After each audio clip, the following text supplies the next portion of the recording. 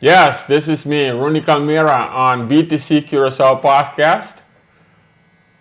Can you hear me? Everything? Today we are having a great episode with William Santiago. William, how are you doing? Bring us let me bring us in. How are you doing, William? Doing great. Can't complain. It's first podcast. We're trying to, so there are going to be some testing and some hiccups here and there, but I'm great to be here. Bon Pascu, everybody, like they say in Curacao. Merry Um, Christmas all over the Merry world. Christmas to everybody. So, yeah, we have a few questions. It's part of William, do you think it's going to be the last Christmas below 100,000? probably. Yeah, it wouldn't surprise me at all. But again, to me, price is noise. It's Price not. is nice, yes. It's a price is noise, and of course, it's information, and it's very good information because it's compared to other prices of other assets out there. It's less noisy, so it's less influenced by Yes. other parties that might be touching the price or manipulating it. So to me, Yeah. it's a fresh way of looking at prices Yeah. because they're in fiat. But yeah, indeed, it's a signal. It's information. Some of it is noise. Other is not. It's just Yeah. go I long think it's term, a low I term think it's a purchase. good Perfect. it's good that there is a price, right? Because the price of money Of course, yes, right now is yes, manipulated all the time. Prices of everything, even the consumer price index. You don't know if that is the real price of energy, food, the cost of living. So every price is manipulated. Oh, a lot of prices are manipulated. So I'm happy that we have a signal, right? indeed, yeah, yeah. Um, Good. So we have it's some important questions to today. yes. I see. Let me see. We see some document viewers chat. So we are testing this new episode, and now we are only having one guest. But in the future, we will have more guests. We will invite Peter. How is Peter doing, Yeah, William? Peter's good. Peter's good. I mean, I haven't talked to him lately, but the last few weeks, um, I did chat a little bit with him. He's active in the in our we have a signal BTC Curacao, pretty big group, and we keep in touch there. So Yeah. I know what's happening in the industry. So Yes. yeah, sounds good. So so William, can you please tell the viewers, the listeners about BTC Curacao podcast? What is the intention? What are we trying to do here? What is the goal? I think the biggest goal that we would like to focus on is mostly the information that's out there related to Bitcoin and the innovation behind it. What how are markets behaving? Why are they behaving? Certain milestones. There's mostly information that we want to provide to the community, just like what we've been doing in that group that I mentioned, the Signal group. We try to put information and have discussions in there and questions, and something comes up, we just go in there. It's kind of like a place where there's less noise and a little bit more direction and clear information. So we want to kind of like translate that into a podcast and try to Mm-hmm. make it as fluid as possible. I mean, obviously a room or a chat room or some community like that people can interact throughout the day without being on live or being recorded is more effective. But I think this could summarize any of the discussions that are either coming up in the industry or coming up in the group that relates to our local market and the local community, Yes. and see how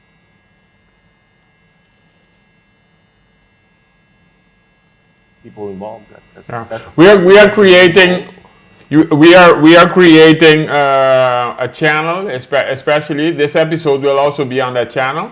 So let's start a little bit. Let's start a little bit, William, with some questions. I have some questions for you, and the first question is like a technical question. But if I'm a new user, I don't know anything. How can I receive BTC or Sats? Sats via Lightning. How can I do it? Like the quickest way. I've set up a kind of a list of wallets that I've used in the past, rated from very easy to use, very simple, to a little bit more complicated for the more advanced user, and in between. And there's two target markets here, or two target user cases. One of them being the regular user, home user, somebody that just wants to has the ability to get and receive Sats and Lightning, and they need somewhere to store it, right? So that would be the one of them is the Moon wallet, and that targets those type of users that are very easy to use, simple wallet. You know, it's just the simplicity of the wallet. And all of these wallets are non-custodial, meaning that the responsibility of protecting those that let's say that password or those seed or the secrets to be able to access those assets falls on the user. So that's one very important point that all users have to realize that. Then the other type of user is the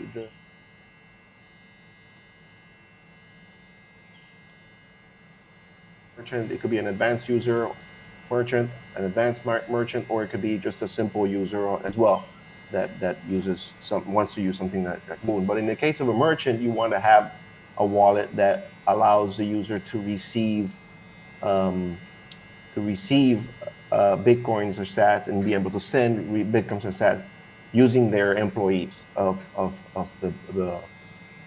whatever service that you're selling products and selling. It also depends where you're doing it, if it's a local shop or if it's an online website.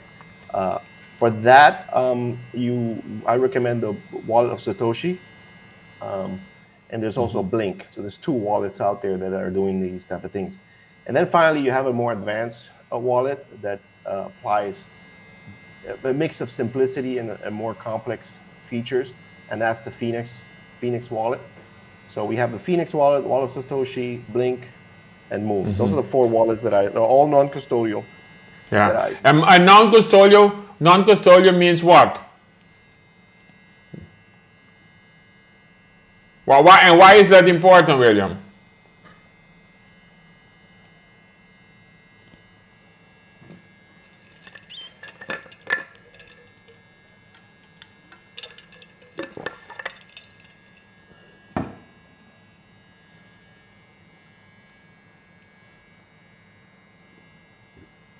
These are called custodial applications, or they're custodial accounts, because the account is protected by or secured by the bank, right? So the third party is securing that. Third party being, if you're transacting with someone, you're the first party. Second party is whoever you're transacting with, and third party would be the bank. So they're always involved. That's called a custodial setup, because there's the custody falls on that third party. And they have they have your login and everything. They can just stop you from accessing your funds. You lost your account or you lost your password, you always pick up the phone and you call and they'll help you out. Of course, to provide that service, you have to provide the ability for prove your identity, who you are, and that you're actually the owner of that. And that we've seen in the past that is very difficult to secure, because you can always fool that third party into, that's what hackers do. They fool the third party into being somebody else and they get access to your account. Besides the fact that they still need to protect against hackers going directly to the assets of the accounts, getting the accounts. So that's a custodial wallet, and that's your typical Venmo account or Apple Pay or Google Pay or PayPal or Send To or any of those applications are called custodial applications. So that's what you don't want. You don't want a custody of your funds.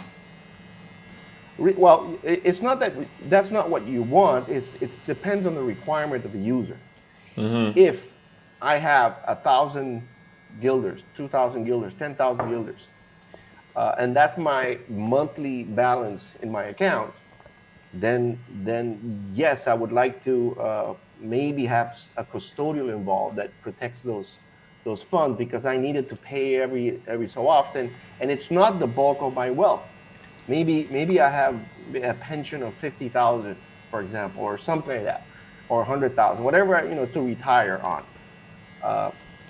Then your requirements is different. Do I want a third party to still protect that fund? The majority of people, that's their only option. But if you had the option to say, you know what, I'm going to protect that fund that keeps my pension, but I'm going to have sole custody of it. And maybe I share the custody with my family members. Maybe I share custody with a lawyer. Maybe I share custody with an insurance company. It doesn't have to be that third party. Depends how you want to do it. But you have that's a wallet that becomes a non-custodial, because you're not dependent on somebody else. You're doing a shared custody. So the lawyer cannot run away with your money. The insurance company cannot run away with your money. And even you might not be able to get away, like if you pass away, maybe your wife is also shared, right? So after you pass away, your wife is able to work with the insurance and be able to get those funds back. Kind of like a will, right? So that's a non-custodial wallet. If the bank decides to shut down your money, they could do that right now.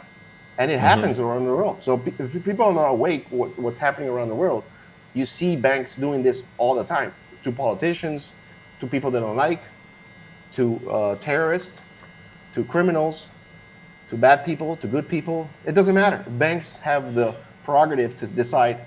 Of course, they're great intentions, and we all know great intentions usually tend to end up within tyrannical realms. Yeah. Okay, That's good. So thank you for that question. Thank you for answering that. Okay. Let me just see another question for you. You have a question for me, William? Yes. Let me pick a Curacao one. Let's just start very high. What do you think about the Curacao? How can Curacao, or let's put it this way, how has Curacao become more wealthy? Or can you elaborate a little bit more on that? Yes. Okay, so Curacao, the first wealth pillar of Curacao was the refinery. So that was actually when they brought in the refinery, the Shell refinery. A lot of people migrated to Curacao. You see, a lot of people migrated to Curacao, and then because there was refining, there was construction of houses, construction of a lot of development. So the first pillar of the wealth was the refinery. Of course, there was slavery, etc. But let's consider refinery, and then came.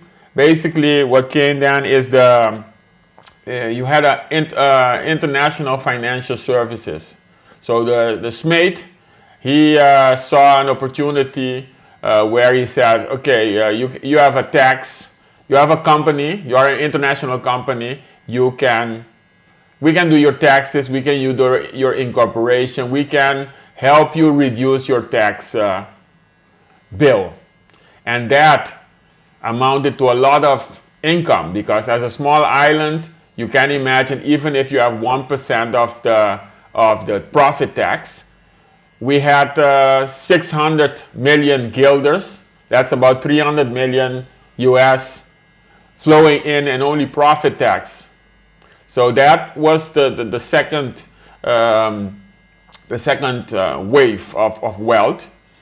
And how you measure wealth is GDP per capita. So that is the total income in an economy, what we earn in wages, rent, profit, all the capital factors, land, capital, labor, and then what they are earning per year. So that's the GDP. It is also the production, and if you divide it per capita, you have that. So Curacao was one of the wealthiest islands in the Caribbean, and there was a period that Curacao was wealthier than the Netherlands. The third pillar was after that, after the international financial services went a little bit away. Currently, it is tourism. Tourism is the main pillar. Because the refinery stopped, tourism is the main pillar of the wealth of Curacao. So tourism is growing right now. During the COVID, we had a huge hit.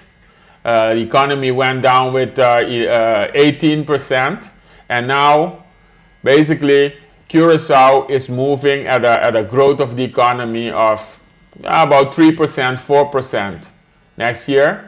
And then in 2027, it is going down to 1.7%. So even though you have tourism is booming, etc., the economy is still growing, expected to grow with only 1.7%.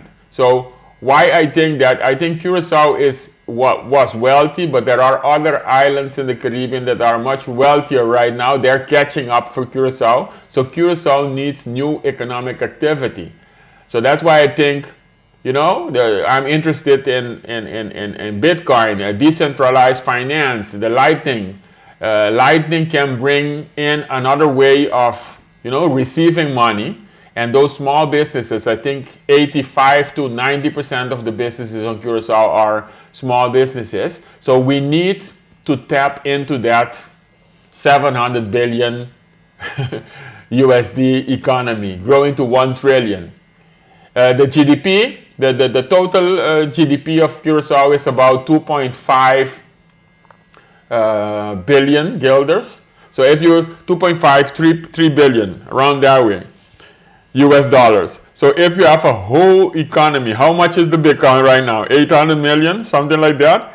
If you have a whole economy growing much bigger than yours, right? You should be able to tap something out of that. You should be able to provide services. You should be able to use that decentralized finance to create services on top of that. That's why I wanted to bring it up. Like the wealth is diminishing a little bit because that's the last thing I want to say about it. We have some challenges at Curacao. The population is aging. With the aging of the population, you will have the health costs will increase. And there is a huge informal sector. People don't wanna go into the formal sector. There is construction. If you want to build your house, if you want to renovate your bathroom, William, then you see a lot of contractors, etc. But they don't want to become a sole proprietor. I mean, imagine if we could pay these people in Bitcoin, in Lightning, and imagine if there is automatically they need to pay a tax. Then the tax collection would be. So tell me a little bit about that. What do you think about this opportunity? Yeah, I just before we go there, but I was going to mention that you're talking about the demographics is very important because it's also worldwide. We have more older population and a younger, diminishing younger pool, or let's say babies being born into that same pool. So you're stretching socially, is stretching. So I was gonna before we could jump in there, I was just gonna say the impact of Bitcoin and social foundations and social enterprises. That's where you were hinting into moving a little more about how Bitcoin helps with social foundations and the social enterprise. Yes. And I just want to add one little thing, William. So you have a big informal sector, a lot of contractors working there. The government is not capturing any money, any, taxes, profits, you cannot tax the informal sector. I can say, I'm an economist, I can say that the informal sector might be 15 to 20%, 20% of the economy. So you have a lot of immigrants, they are working because they need to eat, but they are working and we are not capturing that now. So that's one.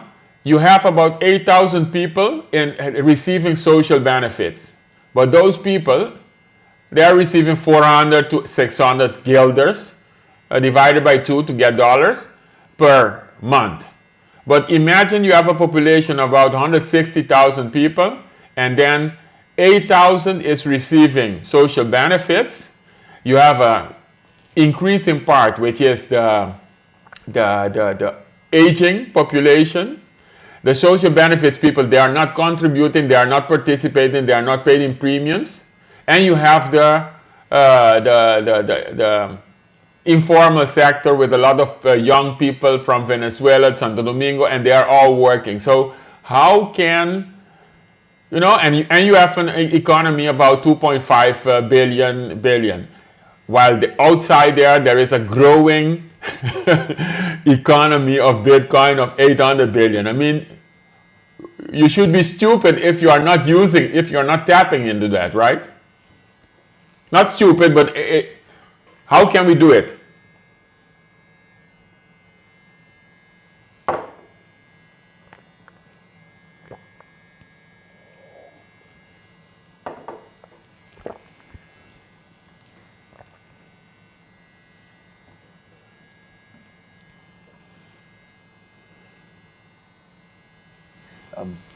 The best tool for storing value and be able to maintain that keep that volatility of the price going up and down, so you have more certainty.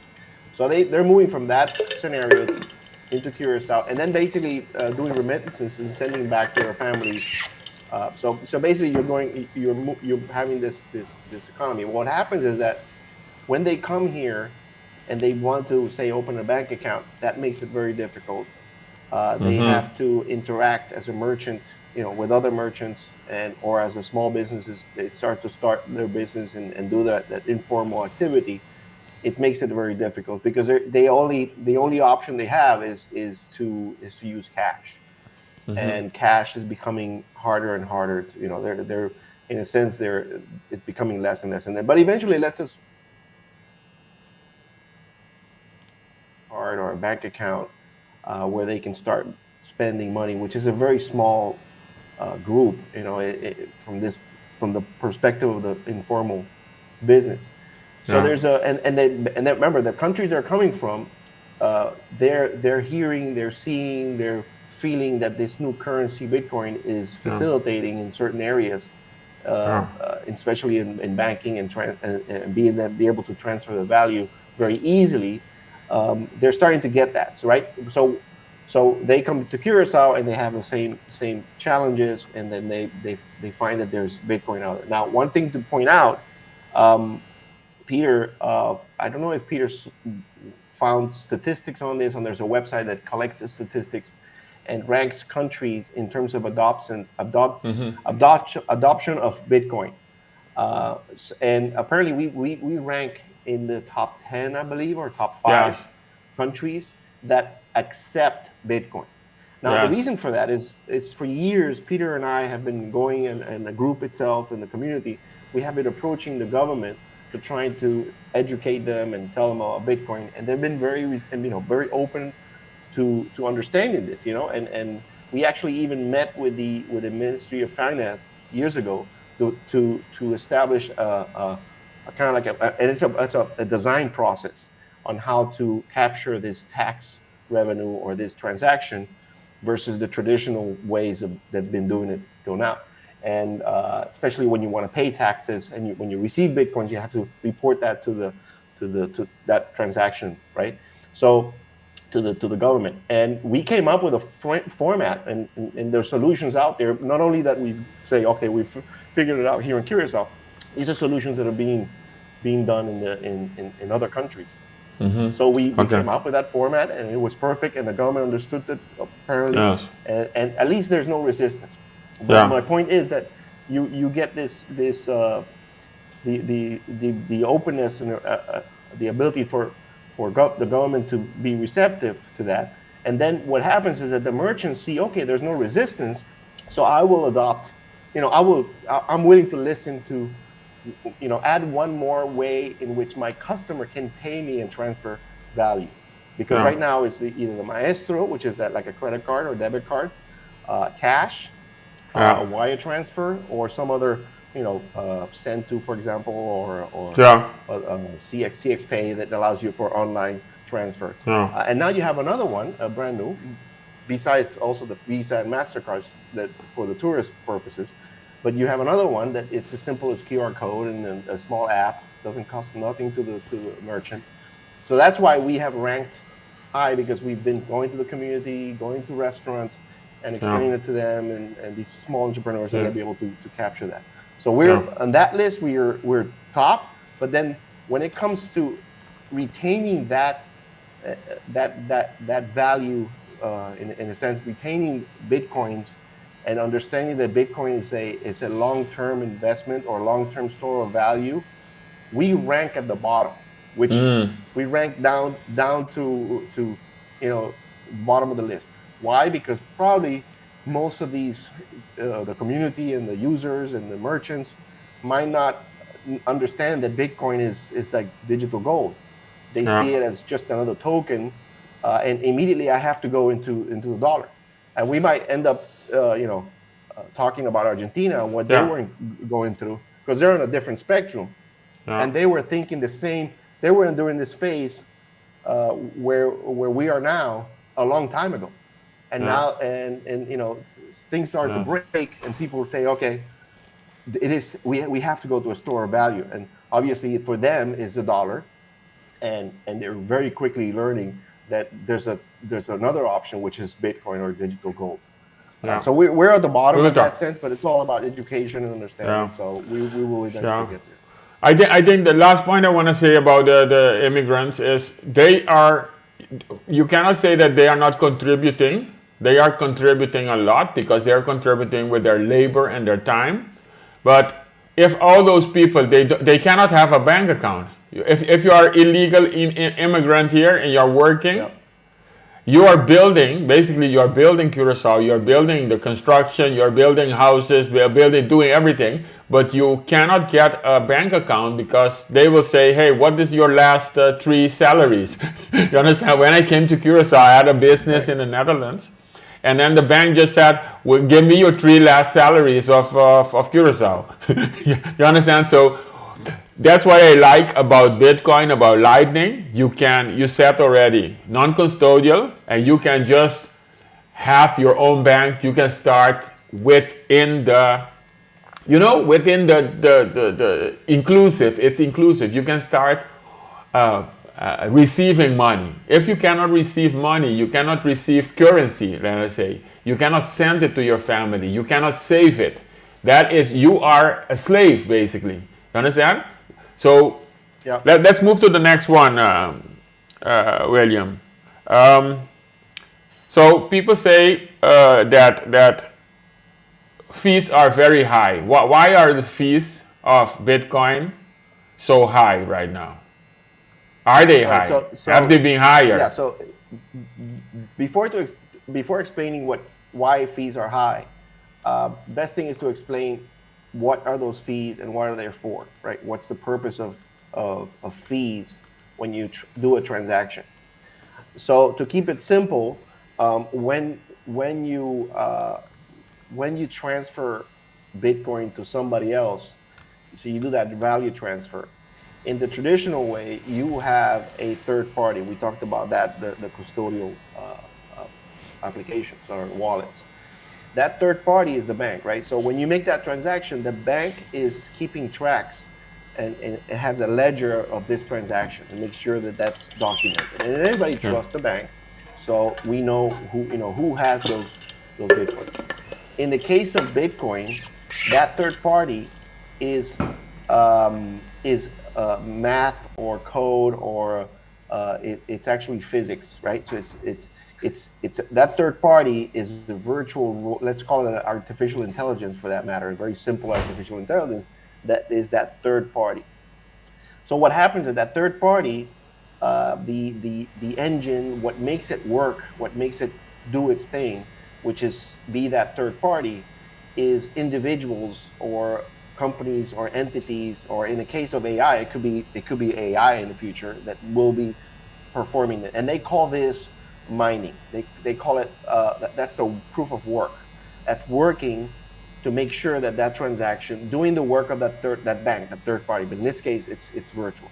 Now, to do that, because they're expensing energy and time and resources, and there's computers involved, there's processing power, just like the bank incurs. Banks also have fees themselves to pay salaries, et cetera, et cetera. Well, it's the same thing, right? Now, what happens is that when you make that transaction, you have to pay fees to get into that ledger, right? In the case of the bank, you normally, let's very simplistically, you go to the bank and you enter the bank and you talk to a teller, and you say, okay, this is money that I'm going to transfer, put in my bank account, and I'm going to pay somebody else, and you do that in a teller, right? So that's very simple. But to get to the bank, you have to make a line, right? There's a line before you get to the tellers. So what happens is that, very clever, is that in the Bitcoin world, there's a huge line to get into the blockchain, to put your transaction. Mm-hmm. And to get in that line within a time base or within a certain amount of time, making sure it does happen, you have to pay a fee. That's basically what. So a fee is basically a fee that you pay the guard. Let's make the analogy of the bank. There's a huge line in front of the bank before you get to the teller. Maybe you go to the front of the line and you pay a fee that the guard there that opens the door, he says, okay, today's fee is going to be 1 guilder. Mm-hmm. Then you pay 1 guilder and it opens the door and gets you in. If you pay 50 cents or 50 or 30 cents or whatever, you don't get in until there's nobody else paying one guilder, right? If there's nobody paying 1 guilder, the guard says, okay, you come in, and you pay 30 cents or 50 cents, right? And those are the fees. So if I come in and it's a huge line and everybody's paying 1 guilder, and I show up and I say, oh, I'm going to pay 2 guilders. So then you go in front of the line. Everybody else pays 1 guilder. So that's the fee, and the fee is dictated by the market. So the fees are basically high because there are a lot of people who want a transaction. Trying to get in. Yeah, exactly. And then there are not enough of miners to do that. But if the fees are high, and there is plenty of hash. Okay. But because there's so many people at the same time trying to get in, that the only way to be fair and allow who gets in is to say, okay, we're gonna raise the price, because we're not gonna make it random. I mean, if you showed up today and I do it random, and the first guy that just shows up, he gets a lottery, it's not fair. Yeah. You've been there waiting for a long time, and you're willing to pay a higher fee to get in, for whatever reason it is. So let's get the same scenario. Let's say you go to the bank, or you go to this ledger, or you go to the Bitcoin, and you want to put in $1,000 for that month, or 1,000 guilders for that month, right? And your fees are 500. So half of what you're depositing goes to the guard. Mm-hmm. Now that doesn't make sense, right? Yeah. That's like, whoa, I'm not even going. Yeah. Yeah. So that's basically what's happening at this point in time when people say, why are fees so high? It was Christmas, Bon Pascu. And I had this tech guy in my family, and he came over, he gave me $25 worth of sats, of Bitcoin. And now I have this, and I can't use it because it cost me $25 for fees only. Mm-hmm. So he just gave me 25, and I got to pay the same amount. So I can't use it, right? So that's why fees are so bad. Now the question is, who's paying these fees? And these are other technologies, other reasons for people to go in there, and that's why fees are there. Now, okay, if eventually these are market prices, right? They go up and down. So you will see within the next few months or maybe a few weeks, the prices will drop down to $3, to $2, to 10 cents, to 50. They could go down, right? Now, when you see the market prices go down, just like with prices of houses or prices of anything, when the prices go down, people start to buy, right? So the idea there is that when the prices normalize and get back to normal, let's say $1, $2, very comparable to what the bank charges, right? Then you say, I'm going to go ahead and put in 1,000 guilders, $1,000. Now, the next step, because this is what I did and what most of Bitcoiners have done in the past, because we've been through these cycles for year after year, month after month. We've been going through that. So we know exactly what's going to happen. You see the history and you pretty much predict the future. So when the low fees come down, you put in money into Bitcoin, right? And that creates a place where you can put, you have your wealth, your store of value. Now you have your account has value in it. So what happens is when the fees go up, if you use Lightning, and I'm not going to go into too much technical details, but if you put Bitcoins in and you open a channel, they call it a channel, but you open a channel with those Bitcoins, you're actually doing a transaction on the blockchain, putting money in the bank. But now when the fees go up and you need to make a Bitcoin payment, you can make it using Lightning. And Lightning is the differentiation between putting money in a savings account, which is like Bitcoin, that transaction that has high fees or low fees, and then the checking account. The checking account, which is where your debit card is tied to. Think of that as the Lightning payment. So what happens is the fees right now are $24, $25 per transaction to put money into the blockchain. But because I have opened the channels in the past with value in there, let's say I had $1,000 of channels in there, now I can send you, Ronnie, or anybody in the world, Bitcoins in Lightning for almost 1 or 50 cents or very small fees. Yes. Because they never go to the bank. That's right. They don't go to that guard to get in because they're already in the system. Yeah. So we have to differentiate between the fees might be high in Bitcoin, on the Bitcoin blockchain, but on top of it there is Lightning. Bitcoin is for the savings account. Every month, dollar cost averaging, putting money in or when you have, and then the other thing is Lightning is for transactions, for small transactions. So, by the way, nothing we say here is investment advice or anything. So we are doing this for educational purposes only and entertainment. Right. So let me get one question for you again. So, how and where to store Bitcoin? So this is the follow-up to this same question. Let's say I want to save, and then later on I will tell you. Later on I will tell the guests a little bit about the saving, why you want to save. But just give me the how and where do I save Bitcoin? So we now understand the difference between going to the bank, going to Bitcoin and saving money. You're putting money in the bank, or if you're a merchant and you receive payment from your customers, and it goes into your either Bitcoin account, or it goes into your Lightning account, right? So what happens is that when you have that savings or that income coming in and being stored, you got to use these wallets that we mentioned at the beginning, and every one of the wallets that I mentioned has basically the ability to have those two types of transactions, the Bitcoin transaction and the Lightning transaction. Now, Lightning is on top of Bitcoin, but you can send money. It's like you can send money to your savings account directly versus sending money to your checking account and then transferring from your checking to your savings, right?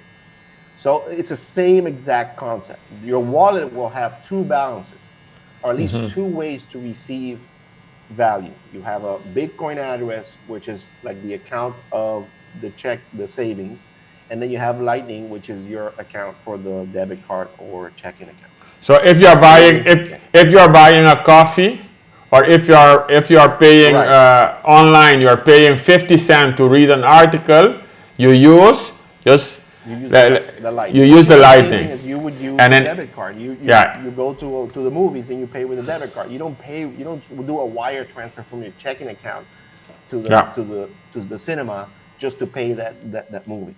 good. You use your debit card. So that's the first step. Now, to go to the point of store, that's how you would store BTC. But there's another part that merchants and users will always have that same question to say, and it says, well, Bitcoin the price goes up and down.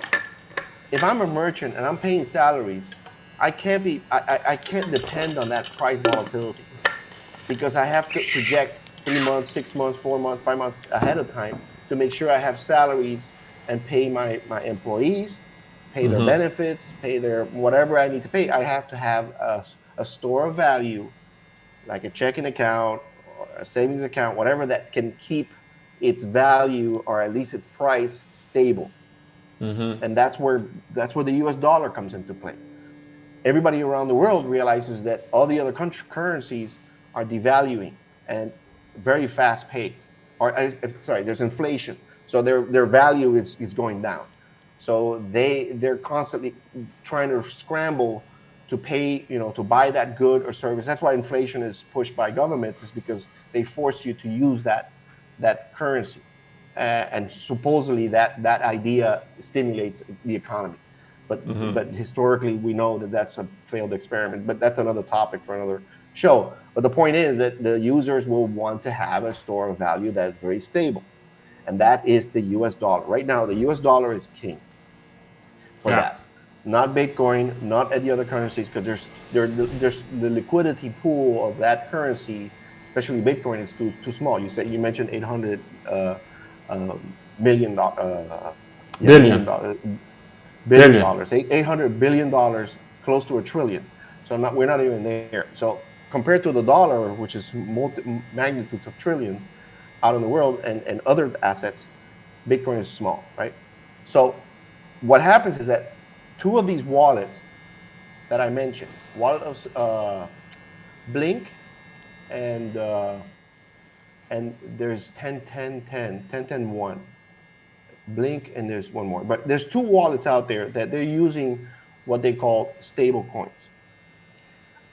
There's other wallets out there that also have the ability to have tokens like Tether and USDC in the US that have third parties, in other words, banks, basically, holding dollars in reserve in their accounts to back up this token. In the case of the wallets that I mentioned, Blink and 10-10-1, they use algorithms, they use smart contracts to maintain that volatility of the price pegged to the US dollar. So in this case, everything is about pegging to the most liquid asset out there in terms of currency, which is the US dollar. So what happens is your wallet will have a third, call it like a third, or two accounts, two balances. You have the Bitcoin balance, which has the Lightning and Bitcoin, those two sides. And then you have another account, which is going to be US dollar. Now, whether it's algorithmic using smart contracts, or is a Tether or USDC, which are backed up by a third party that is being regulated basically by the governments to make sure that they don't defraud people. You could have that balance of USDC. So if you're a merchant and you receive cash, you say, you know what, I need 10,000 guilders at the end of the month to pay salaries. Yes. Right? And I cannot afford in 2-3 weeks for the value of Bitcoin to go down, and then I have 8,000 or 6,000. I can't pay my bills. Yes. So what you do is you take the 10,000 and you store it as either USD balance, basically United States dollar balance currency. Yes. Whether it's the DLC or it's Tether or any other coin out there that it's pegged to the dollar. You keep that 10,000. Anything in excess of that, then you say, well, you know what? I'm gonna keep the excess into Bitcoin, because if it goes up, I'm on an upside. I'm even better, right? Yeah. So William, you always make sure that you have the 10,000. let's break it down. Let's break it down. Uh, just break it down with an example, because I understand you. I think it's very important for the businesses and the people, foundations, etc. to see. So what you're saying, imagine you have either a small business or a foundation. They have a Blink wallet. They can download that Blink wallet on their Samsung and on their iPhone, and then they receive $1,000 in Bitcoin, right? Or they can receive $1,000 in Bitcoin, because the small business, they have some services and they receive $1,000 in Bitcoin on Curacao. Correct. And then the second thing is they receive another $1,000 on the Lightning, right? Or they receive like $250 on Lightning, both foundation and the business. So then those businesses, that business, they have $250 and they have $1,000 on Bitcoin. They have $250 on Lightning, and they need to pay $100 or $50 they need to pay that employee. So what you're saying is the $250 doesn't have to fluctuate. They can change that into stable sets. The 250, they can say, I'm paying you, I'm keeping the 250. I don't want the 250 to flow anymore, or I want only 100 to flow, right? And on their wallet, they will just transact that. So they have the Bitcoin 1,000, they have the 250 on the Lightning in the same wallet, and now they're saying, hey, I want to keep, let's say, $100. I want to keep stable. I don't want the whole 250 to fluctuate. That's what you're saying, yeah? Right? Yes, correct. And then with nobody, they don't need any banks, they don't need anybody. They can just decide that they say, and right on Curacao right now, right? The stable sats, they work on Curacao right now. Yes. They have perfectly. So that foundation or that small business has actually a dollar account. Correct, exactly. It's a dollar account. Without a bank. Perfect term, yes. We are not against bank anything, but they have a dollar account. They can say, I have $150, and at the end of next year, they will still have $150. Correct. Because it doesn't fluctuate. It's like, think of it as a dollar account. It's US dollars. Can they transfer the dollars to another bank, another business? So now you come with Privkey, and you work like 50 minutes. It's on $100. What do they do for the business? You know, imagine you're doing some security thing, 50 minutes, $100. You give them a discount. Right. What do they do now? Can they pay you? Yes, they can pay me.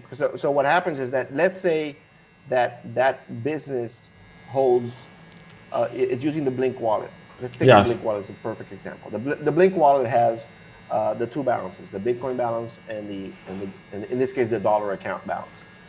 And they have the dollar account balance, and they want to send me Bitcoin. If I have the Blink wallet myself, the merchant, then I can just give them an address of that dollar account, and they will be able to transfer.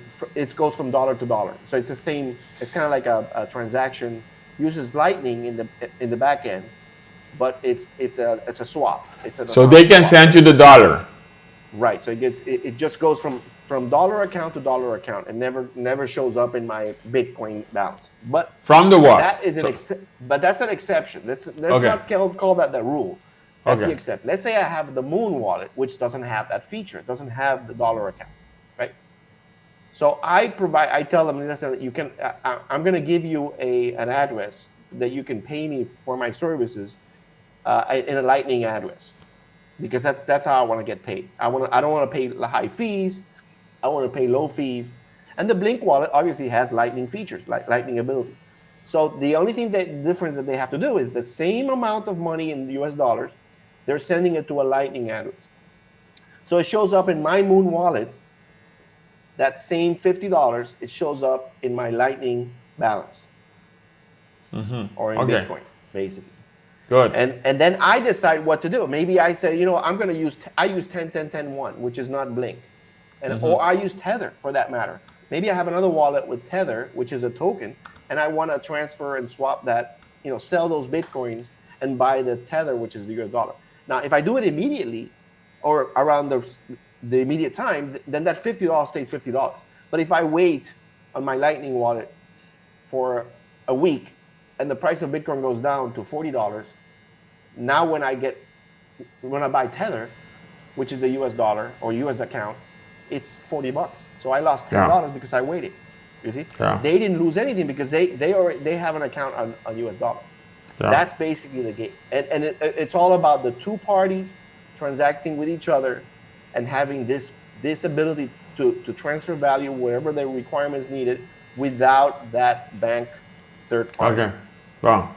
With Tether being an exception because Tether it was a requirement, and Tether came up. It's been one of the biggest, and they're regulated, and they have a physical. They actually have dollars accounts, and they're responsible for that, and they do. There's regulations behind it. Okay, so William, just a break, and we have you can find a question for me in the meanwhile, but we have a new item in this BTC Curacao podcast, and that is the business of the week, that receives Bitcoin. Esperamos. This time it is Esperamos. Can you believe it? With Esperamos you can pay with Lightning, and in this section we're going to mention every time a new business on Curacao that you can pay with Bitcoin. And another one, the other one where we went last with the restaurant. Okay. Another one. Let me put you on camera. If you go so tell me about friends. How we repel them. Tell me about friends. No, but before I mention friends, if you have our audience who goes to btccuracao.com, there you will see a list of shops that accept Bitcoin. Yeah. Right now it's about 90 shops or merchants that accept Bitcoin. 90. 90? So yes, 90 right now. So the next time in the episode, William, we will bring them on screen. Yes, I can do it. And we will mention one. I mean, I can share this with everybody if you allow me. It's real quick. I don't know how to do it. Let's not do it. Let's not do it for technical. I'll do it. You see it on my screen. Okay. Okay. Yeah, scroll. Can you scroll? See my screen? So if you we see Esperamos. Right here in the top left, you see 90 shops. That's we also have a Google Maps that has all the points. Can you open that map? Full map? Is it possible? Full map? Below full? Yes. There it is. Okay. That's a lot on Curacao. So. Good. So anyways, the point is you can find out where you can spend your Bitcoins and which merchants. Show me the names again, William. Let me put you on screen. Let me see. I'm putting.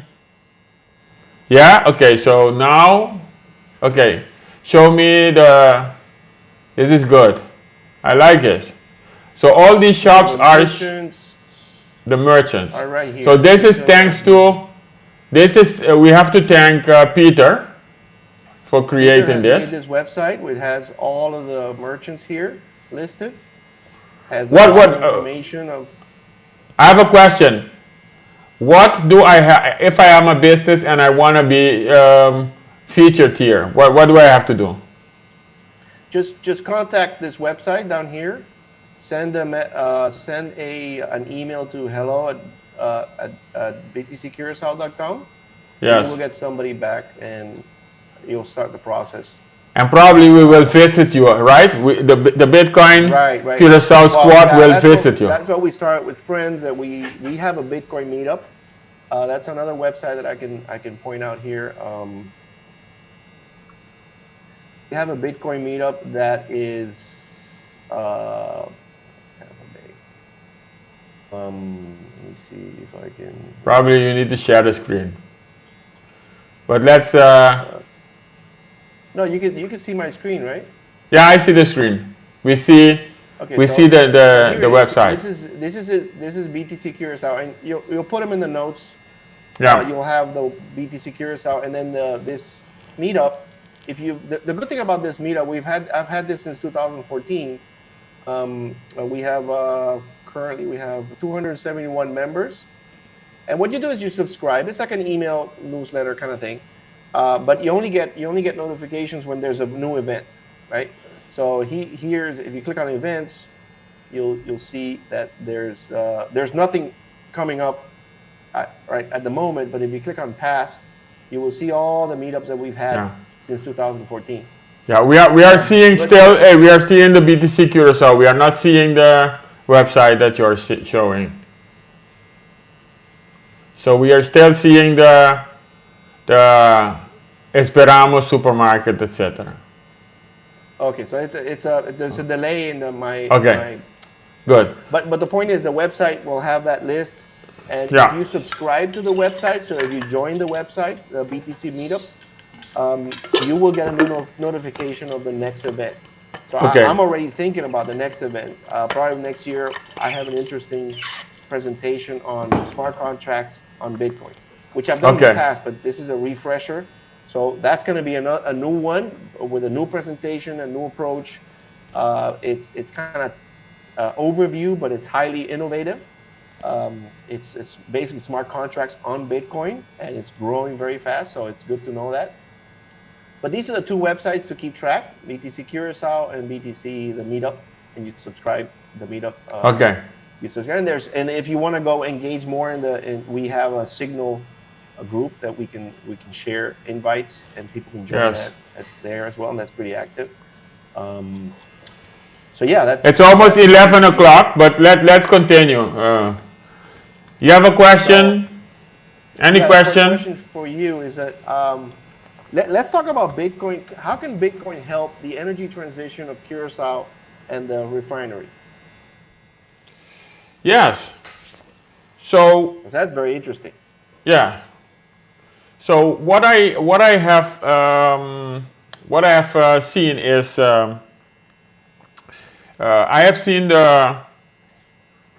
I've listened to a podcast on YouTube where I see that somebody talked about Argentina and about Africa especially, and then they said there is imagine you have a river, and the river is like baseload energy. It's running all the time, and you have a river and you have an engine and it produces electricity.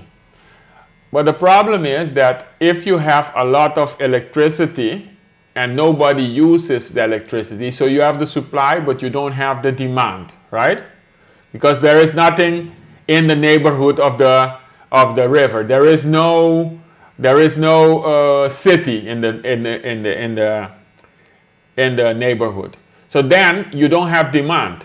So with the miners, you talked about miners. The miners, what I learned in that episode, and we can put that also in the show notes, the miners will actually give you demand all the time. So if you want to do that investment in that electricity production, converting basically the river into electricity, the miners will set up their ASICs in there, and they will make that possible. Right? So that is fascinating because it creates a demand. Yes, the miners will be your first customers, and they will take that demand They will pay for it. And then you start building the city around it. Right?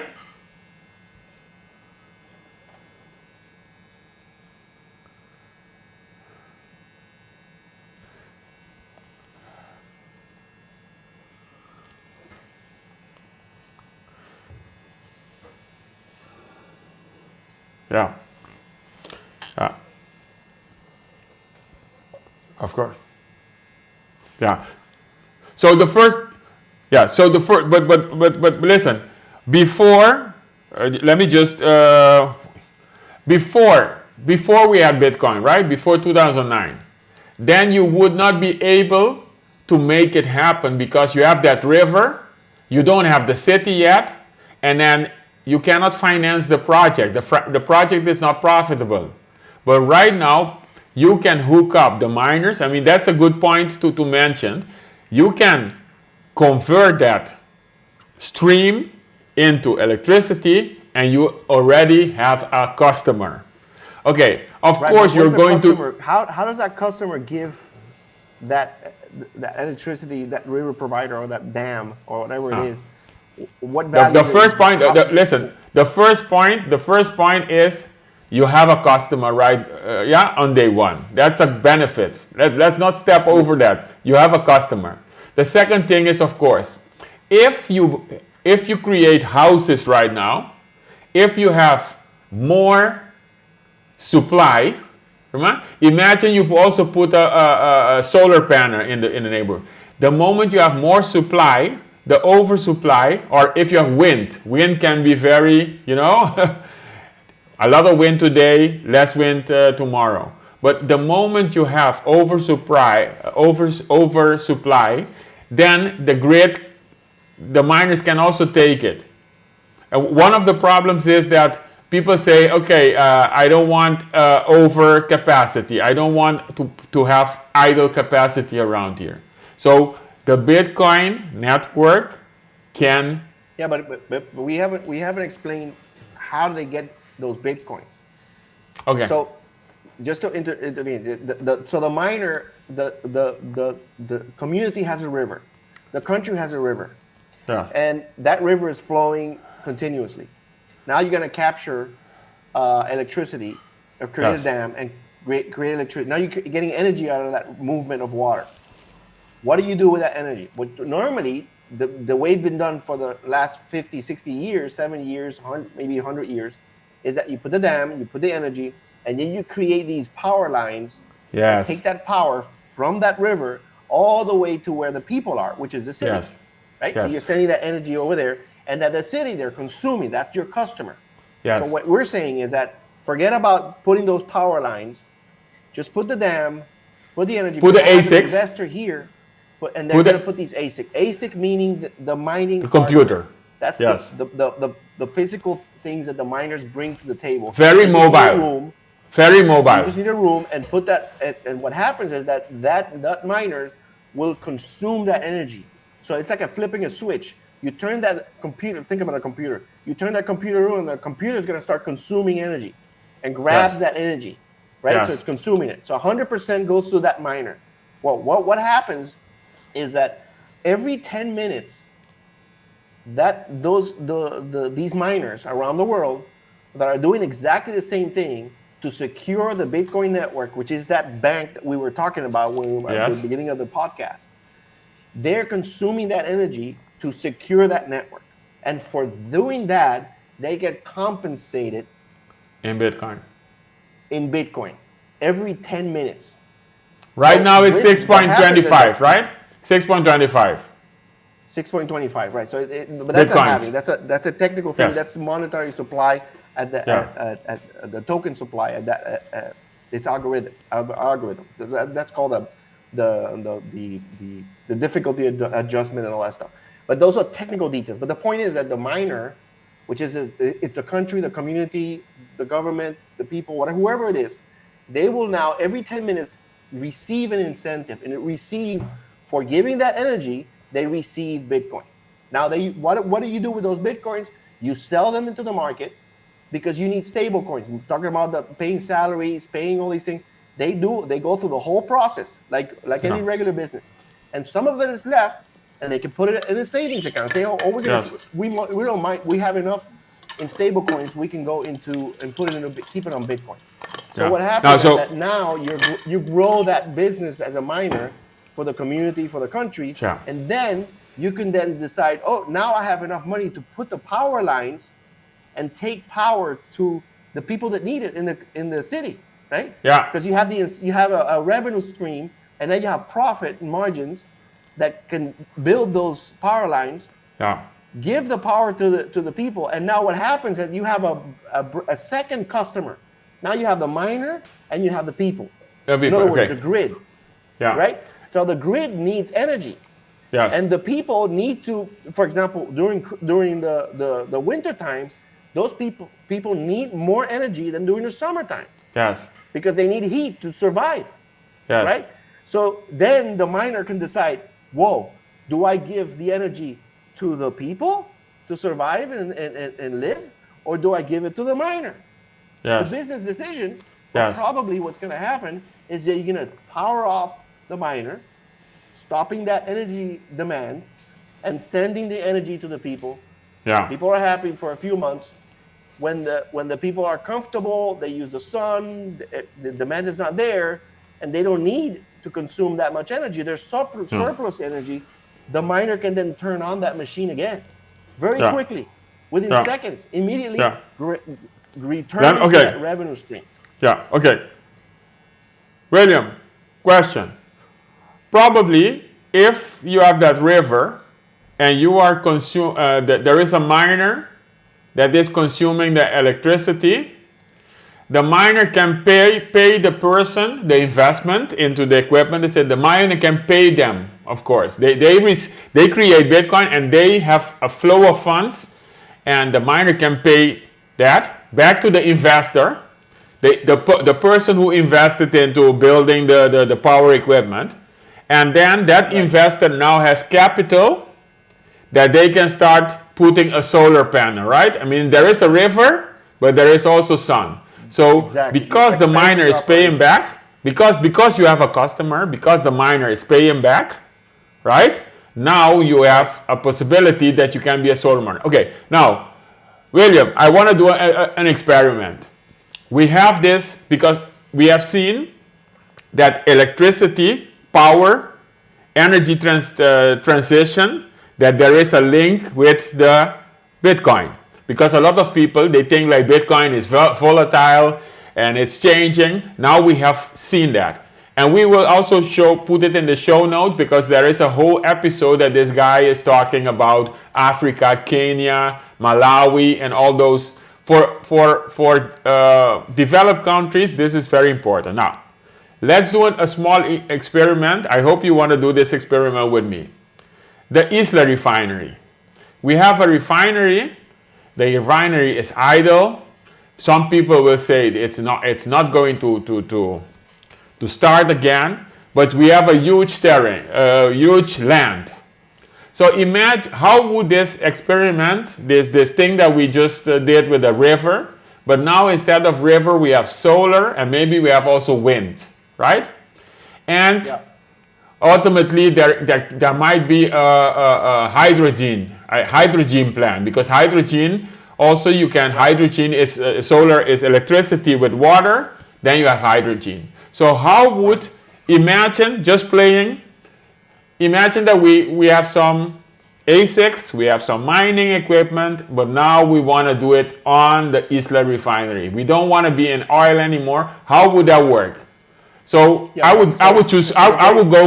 go with solar, right? Yeah, it's super simple. Remember, we talked about the river. We don't have a river in Curacao.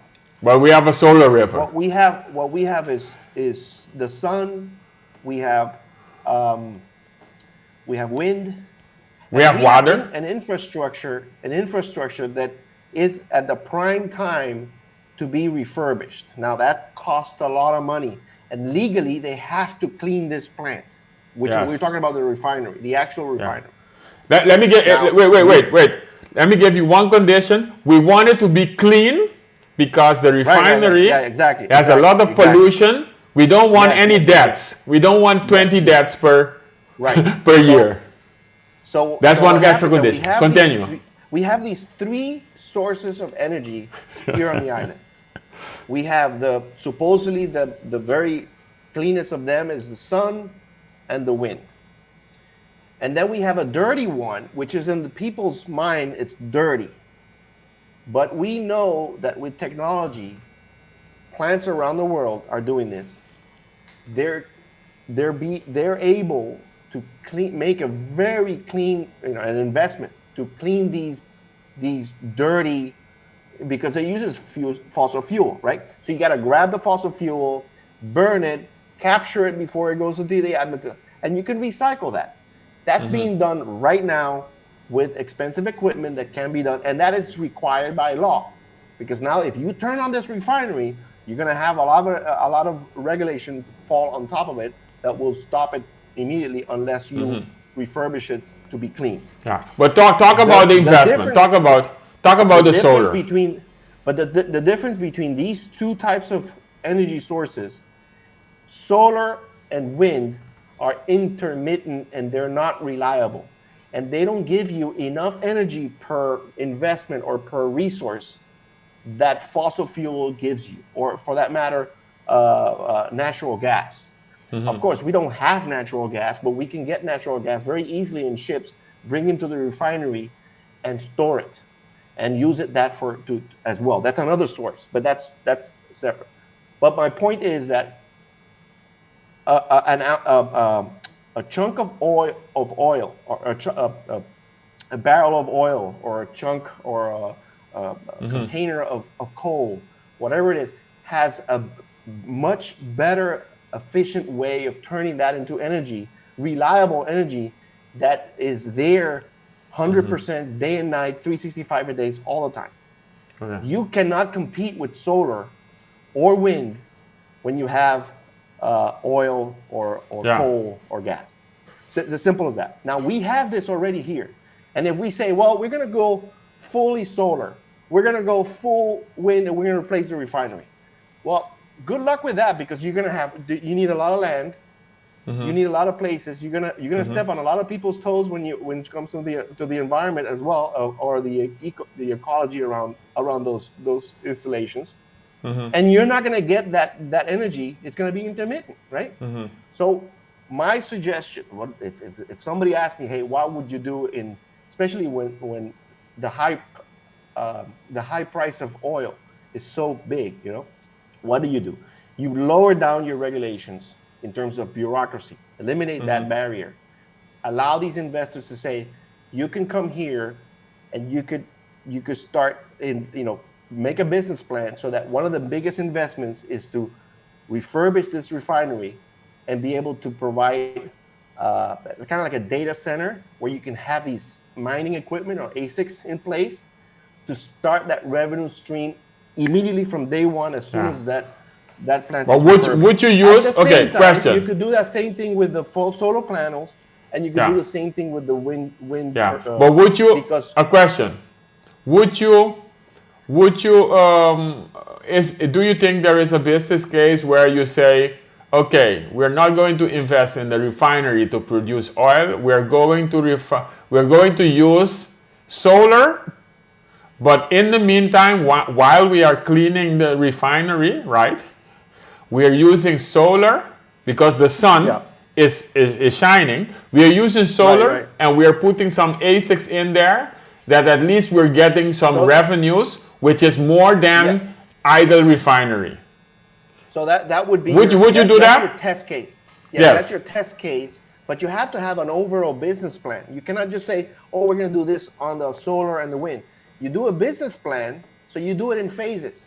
So that what you just mentioned could be phase one, which is simple. You go to Terracora, or you go to the other farm or the wind, and you put a little container, or 18-foot container, or 2 or 3 foot containers with air conditioned, all ready to go, with miners in there, and you hook them up right into the output of those windmills. And now you start getting wind. And if there is in the summer, we need a lot of energy, and you need that energy immediately, you don't give it to the miner. So that's a flip of the switch. Aquaelectric can Yes. just turn that off immediately, give that to the public. As soon as the public doesn't need it anymore, Yeah. it could be during I the think day. It could be yes. at night. It could be turned off, and during the day it turns on again. Yeah. It's I think, flip of the switch. William, what we're talking about here is that based on what is happening in Kenya, Malawi, all those countries, that you can plug in the Bitcoin infrastructure, mining infrastructure, so that you can collect actually solar energy and convert it into Bitcoin. I mean, that is a business case. Right, and the most important thing, because there's a big criticism. People are going to say, well, wait a second. If you're going to cool those miners in those containers and put an air conditioner in there, you're going to consume a lot of energy just to cool those miners down. Now, what do you have there is the ability to use technology. So you could use liquid immersion power plants or systems. So there's these ASICs, which are the mining equipment that you can buy right now, that have liquid flowing inside the equipment. Literally, there's liquid, like a radiator. There's liquid going in and out, which is very easy to cool. You don't need an air conditioner. It could be 32 degrees in that container. You don't need an air conditioner. You just need water that flows out into a fan and goes back in, and it just cools, right? So either that, you can use that, or you can use an actual physical container, like a bath, where you immerse the equipment, the electrical equipment in there, in this liquid that allows to cool the liquid. That is also there, and it's being used in production. So if your question is, how are we going to cool this place down, to make it like the data center next to it at Mahoma, which is extremely expensive, with a bunch of cooling systems, and maybe if you have 50% of that data center full, it's a miracle, and most of it is empty spaces that's being cooled. That's a waste of energy, and that's justified. Might as well justify it to miners. I'm going to. The solutions are there. It's just who has the guts to go out and do it, right? So that's it. Okay, so that's usually helps with that. Yeah. So at least we thought about, bringing in another sector, which is decentralized finance, Bitcoin mining, into our business case of Isla Refinery, and we have another option. I mean, right. I talk to people people who work there in Isla Refinery, and they say it is very polluted. You cannot do tourism. You cannot do anything there. You cannot do like things like green town, etc. It's very polluted. So this might be another case. So let's have another couple of questions, and then we quit this episode. I think I wanted to talk. What is the question you have, William? A general question.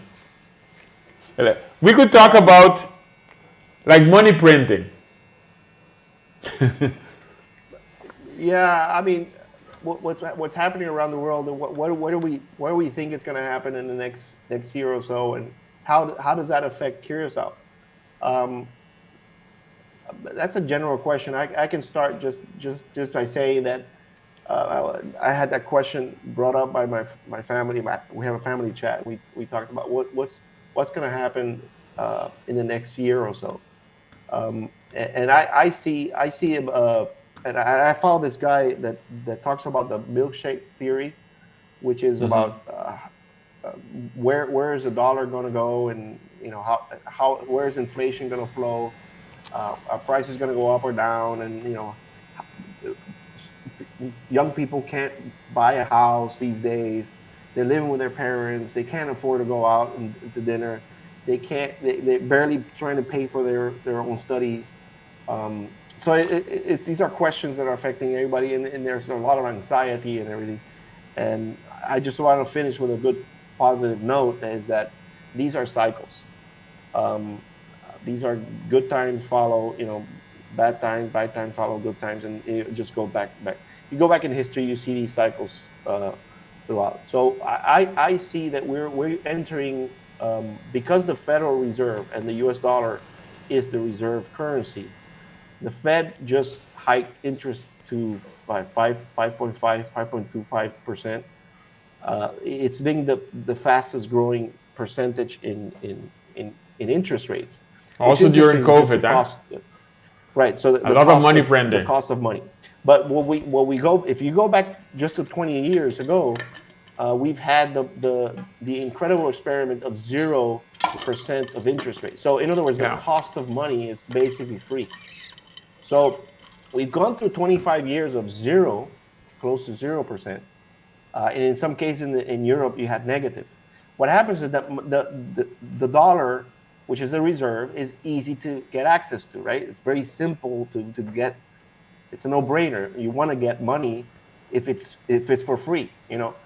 So because we've gone from, in the last 2 years, from 0 to 5% to tame inflation and to keep it down, I believe, and from the podcasters that I follow and the finance experts, they basically say that the Fed has accomplished what they've been put out to do, which is to bring down inflation, at least in the United States.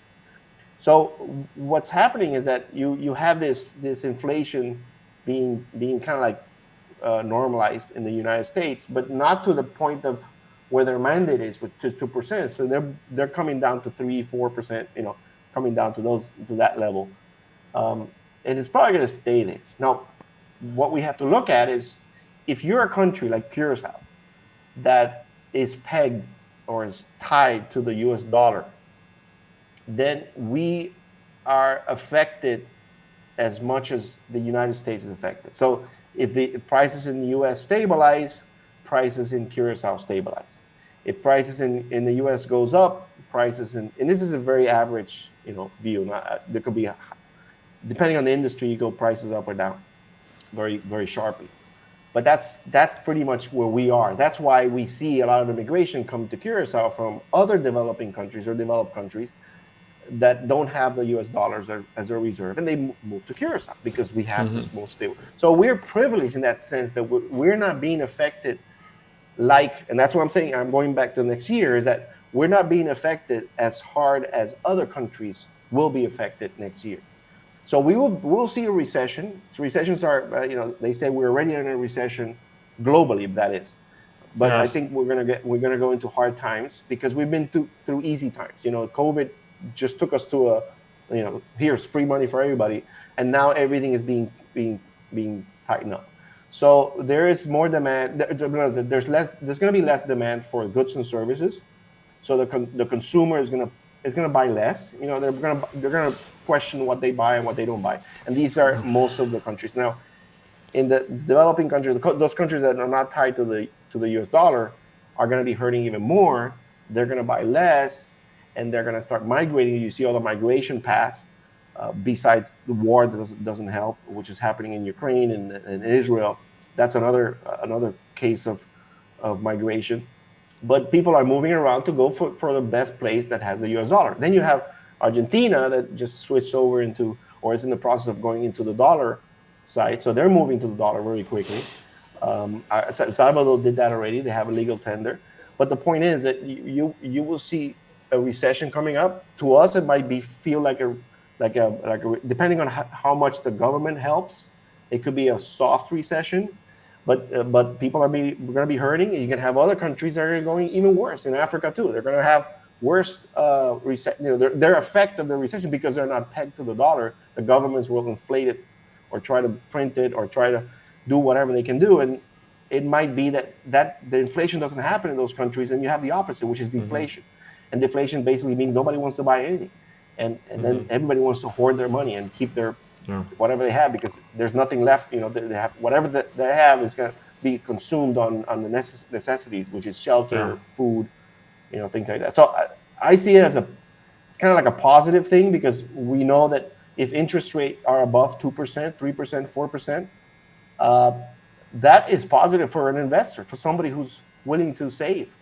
And when I say investor, it could be a regular person that wants to save money. Imagine if you put money in your bank account, savings account. We used to get what, 3-4%. Now we get 0.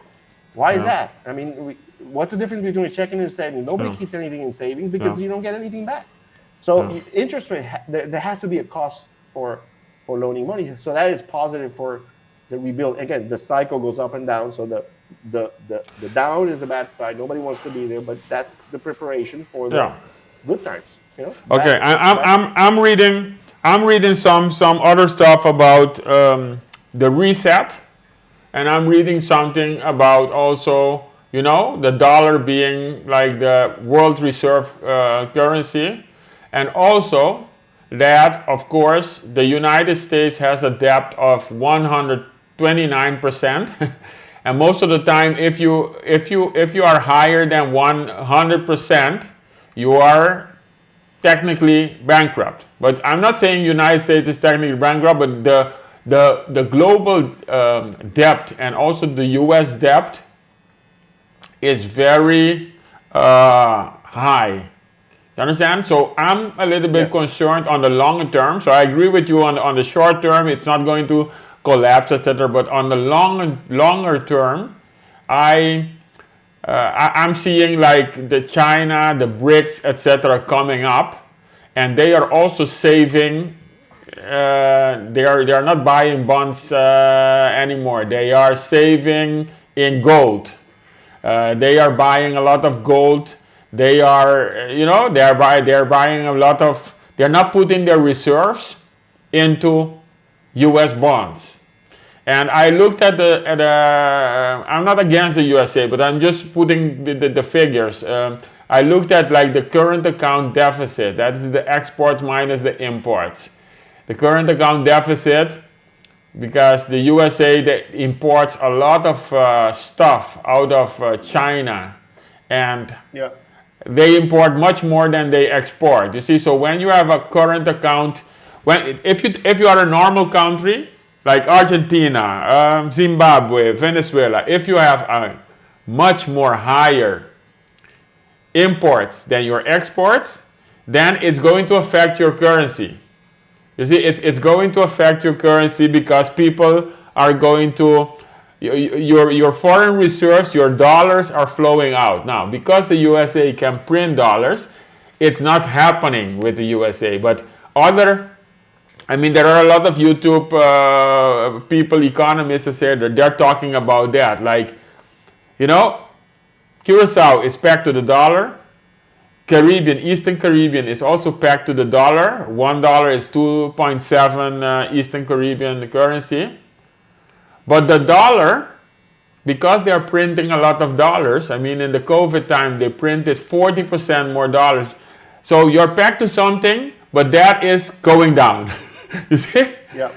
You can buy less stuff with a dollar. And what I see this, so let's relate it to Bitcoin. So Bitcoin went from $0, $1, it went up to $40,000. What is that? It is basically that the value of the dollar in terms of something in gold, in terms of something new, which is Bitcoin, that value of the dollar is going down. It's not that Bitcoin is going up, but the value of the dollar is going down, and that's how I see inflation. So people say inflation is around 3%, 4%, but if you want to buy like cheap hamburger, you want to buy Netflix, then you have no inflation. If you're in Curacao, you want to buy cheap stuff that they measure in the CPI, in the consumer price, you know, electricity. But if you want to buy a house, a villa, you want to buy stocks, then inflation is not 4%. You see, so it depends on what you want to buy, and I think that's the difference. We will not go a lot through that, but if you want to buy like cheap stuff, then okay, look at the inflation CPI that the Central Bureau of Statistics is giving. But if you want to buy, imagine you want a lifestyle that you want a house, you want a villa, you are studying and you want to buy a new house. Now that inflation is you want to buy a car. that inflation is much, much higher, you see? So I think that's why I am interested in Bitcoin, that at least it is liquid gold and it's an asset. I see Bitcoin as a villa, as a pristine, precious villa, only 21 million, etc. So basically, I think that Curacao has to, I talked about wealth, we have to think about, are we going to trade with other countries like the BRICS? Are we going to export to these countries? What can we export to these countries? Or are we only going to be dependent on tourism from the Netherlands and tourism from the United States?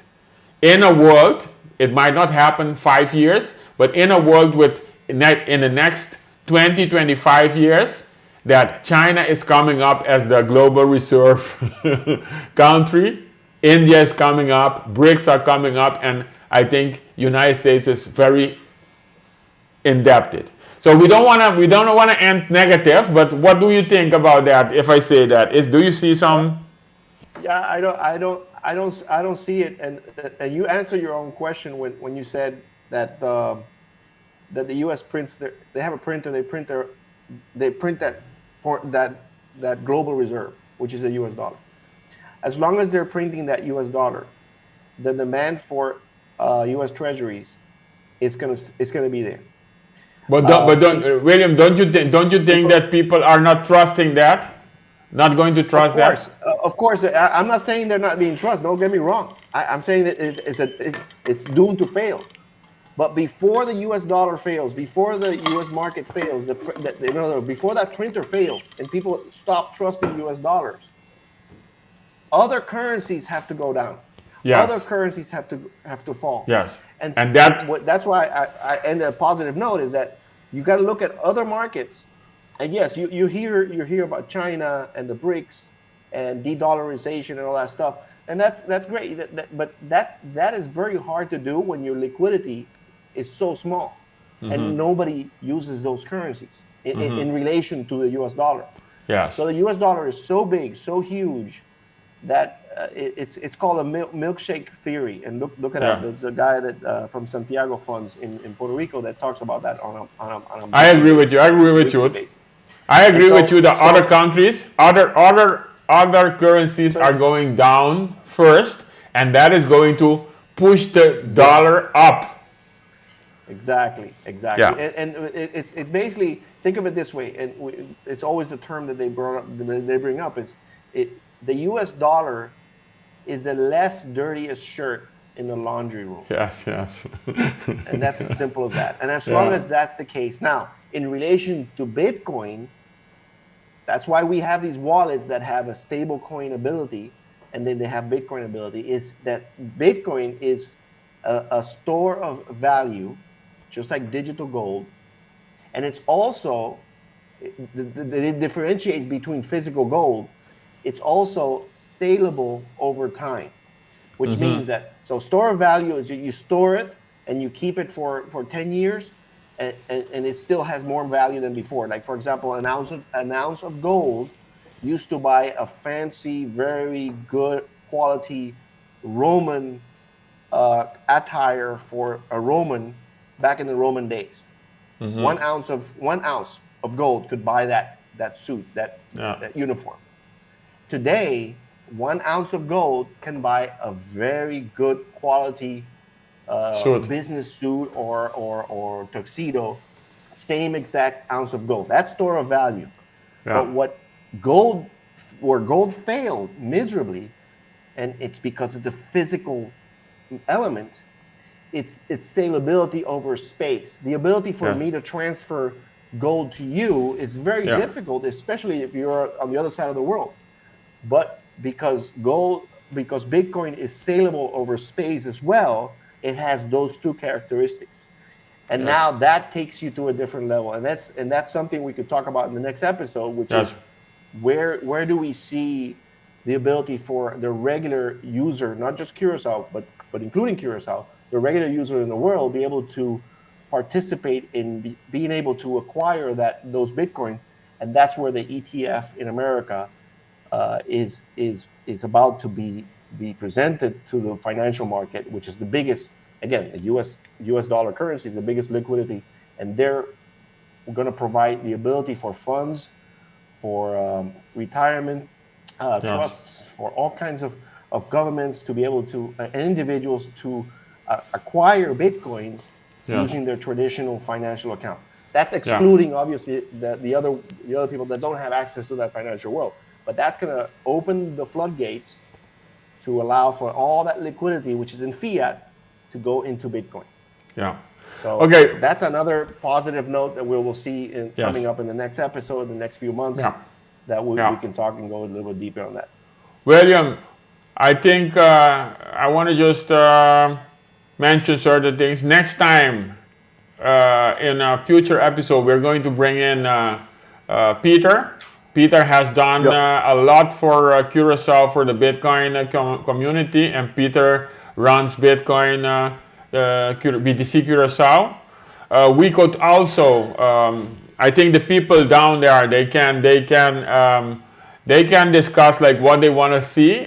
Maybe they want to see some businesses. We can do some tutorials or show some things on Bitcoin. I have a Raspberry Pi Lightning node and Bitcoin node running. So I'm not technical, but it was possible. Thanks to you also for helping me do that. I think we want to share information on how to practically like use Lightning and use Bitcoin in Curacao. And we wanna invite guests, right? We want to invite guests to discuss. Yeah, we want maybe we can try also. I have the equipment. I have a GoPro that I can start interviewing restaurant owners and do the same thing we did with friends. We don't. So we have the equipment. We have the means to do these type of things. So that could be let's say a field trip. Let's do a field trip instead of doing a local podcast where everybody joins. We do a field trip. Maybe we do once every 2-3 months. We do a field trip and we just go out into the field and talk to the people and stuff like that. So that's possible. We can also do the workshops. It'd be great to mention those 4 wallets to bring up those 4 wallets that I mentioned and just show on the screen how that practically works and how they look, because it's easier to. It's difficult to explain stuff, but it's a lot easier to understand when you actually see what's going on and what 2 individuals, even if it's online. And that could also be a field trip. We could do it. See what the merchants out there are, what tools they're using. And we could visit city, right? Curacao Information Technology Institute. Yeah, that could be our home for. I was envisioning more like if we could be there at least once a month, and because it's at Rift Fort on the 2nd floor, and there's a glass, we could be right at the glass. We could put like a sign that says on the air or off the air. We could have people walk in, ask questions, and I mean it's just an interactive thing. And since this is that's a local for locals to go, but also for tourists when you have ships anchor and they stop by and they see, oh, look at a Bitcoin sign with on the air. Hey, let's do that. I'm on the air, kind of like that. Let's do that. That's a real interesting thing to do, and I mean, city's a perfect location for that. So we can. Okay. I think we have to finalize it. Thank you very much, William. Well, my pleasure. This is a spontaneous live event. Yes, good. I thought we were going to be testing the equipment and testing the technology and the recording, but it ended up into a podcast. Let's do it. Yeah. It's going to be our first episode. So. Okay. So thank you very much, William. Yeah, my pleasure. We go off. Glad to be here. Bye.